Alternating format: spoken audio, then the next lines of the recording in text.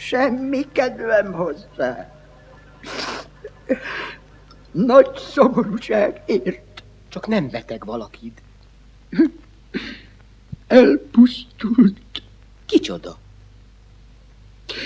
A szülőanyám. Szegény. És mi baja volt? Megrepett. Hogy megrepett?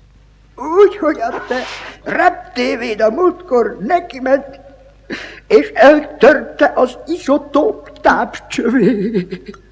Az anyádnak? Szegény. Ilyen törékeny. És ősz volt már. Nem ősz, átlátszó. Átlátszó? Hogy hívták? Lambik köbgyök 45/X. Hallottad, Aladár? Lombikból volt a mamája. Na és, egy lombik bébi, ez nem kifogás. Attól még nyugodtan küldhetne pénzt. Csak te nem tudsz kérni.